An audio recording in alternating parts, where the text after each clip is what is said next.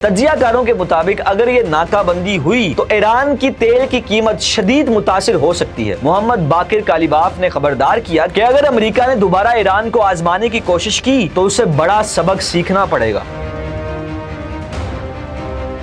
ایران اسرائیل امریکہ وار میں ایک نئی پیش رفت سامنے آئی ہے، جہاں ڈونلڈ ٹرمپ نے آبنہ ہرمز کی ناکہ بندی کرنے کا حکم دیا ہے اور آج رات امریکی صدر کے مطابق آبنہ ہرمز کی ناکہ بندی کی جائے گی، یعنی کہ آبنہ ہرمز کو آگے اور پیچھے سے بلاک کر دیا جائے گا تاکہ ایران اپنے آئل کی سپلائی نہ کر پائے دیگر ممالک کو، جس پر چائنا نے بھی رسپانس دیا ہے۔ چائنا نے رسپانس دیا ہے کہ یہ ہمارا اندرونی معاملہ ہے، کیونکہ ہم ایران سے تجارت کرتے ہیں، ہم یہ چاہتے ہیں کہ نہ ہم آپ کے معاملات میں کوئی انٹرفیئرنس کرتے ہیں، نہ ہی آپ ہمارے کسی معاملے میں انٹرفیئر کریں۔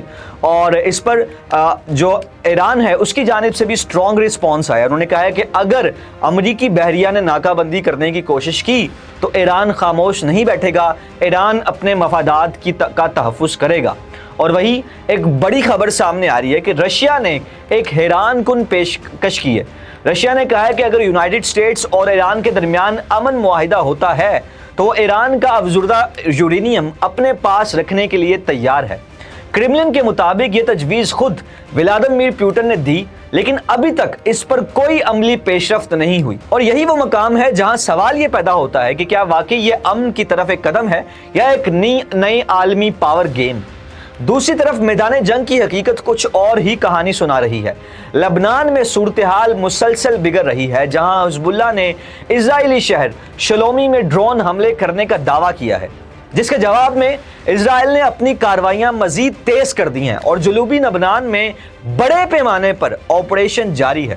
اسرائیلی فوج کا کہنا ہے کہ اس نے ایک حملے میں 100 جنگجوؤں کو ہلاک کیا، لیکن زمینی حقیقت اب بھی غیر واضح ہے۔ اب اگر عالمی طاقتوں کی بات کریں تو میکرون جو کہ فرانس کے صدر ہیں، انہوں نے واضح کہا ہے کہ مسئلے کا مستقل حل صرف سفارتکاری ہے، لیکن ان کے مطابق اگر ایران کا نیوکلیئر پروگرام خطے میں عدم استحکام اور خاص طور پر اسٹریٹ آف ہرمز میں جہاں جہاز رانی کا مسئلہ حل نہ ہوا تو امن صرف ایک خواب ہی رہے گا۔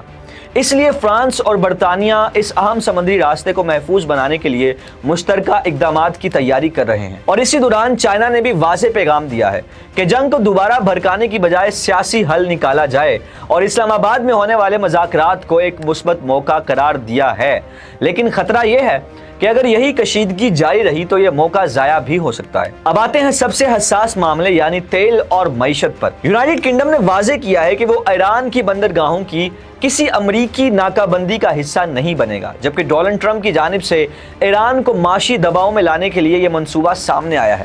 تجزیہ کاروں کے مطابق اگر یہ ناکہ بندی ہوئی تو ایران کی تیل کی قیمت شدید متاثر ہو سکتی ہے، جو کشیدگی کو مزید بڑھا دے گی۔ ایران نے بھی سخت رد عمل دیا ہے۔ اس نے کہا کہ اگر کسی بحریہ نے ایسا عمل کیا تو ایران بھرپور جواب دے گا، خاموش نہیں بیٹھے گا۔ یاد رہے کہ دنیا کا تقریباً 20% تیل اسی راستے سے گزرتا ہے، اس لیے یہاں کسی بھی قسم کی کشیدگی کا اثر پوری دنیا پر دوبارہ پڑے گا۔ اس کے اثرات ابھی سے نظر آ رہے ہیں، تیل کی قیمتیں بڑھ رہی ہیں، جہاز رانی متاثر ہو رہی ہے اور عالمی معیشت ایک نئے بحران کے دہانے پر کھڑی ہے۔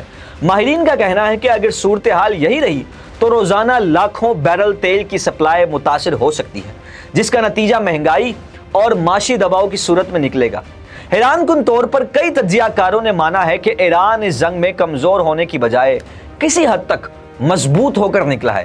اس کی حکمت عملی اور جغرافیہ نے یونائٹڈ اسٹیٹس اور اسرائیل دونوں کو حیران کیا ہے، یہاں تک کہ خود امریکہ کے اندر بھی اس جنگ کے خلاف آوازیں اٹھ رہی ہیں۔ آخر میں ایک سخت پیغام بھی سامنے آیا، جہاں ایرانی پارلیمنٹ کے سپیکر محمد باقر کالیباف نے خبردار کیا کہ اگر امریکہ نے دوبارہ ایران کو آزمانے کی کوشش کی تو اسے بڑا سبق سیکھنا پڑے گا۔ ان کا کہنا ہے کہ ایران نہ صرف لڑنے کے لیے تیار ہے بلکہ اگر بات چیت ہوگی تو منطق کے ساتھ جواب دے گا۔ اب ذرا تصور کریں کہ ایک طرف مذاکرات ہیں اور دوسری طرف جنگ، ایک طرف امن کی امید اور دوسری طرف طاقت کی نمائش، اور بیچ میں کھڑا ہے پورا مشرق وسطیٰ، جہاں ایک چھوٹی سی چنگاری بھی پوری دنیا کو اپنی لپیٹ میں لے سکتی ہے۔ اب دیکھنا یہ ہے کہ اسلام آباد میں جو مذاکرات ہوئے تھے کیا اس کا کچھ مثبت نتیجہ آنے والے دنوں میں نکلے گا یا نہیں؟ اس پر آپ کی کیا رائے ہے؟ کیا ٹرمپ کی جو کوشش ہے ناکہ بندی کرنے کی کامیاب ہوگی یا نہیں؟ اپنی رائے بتائیے کامنٹس میں۔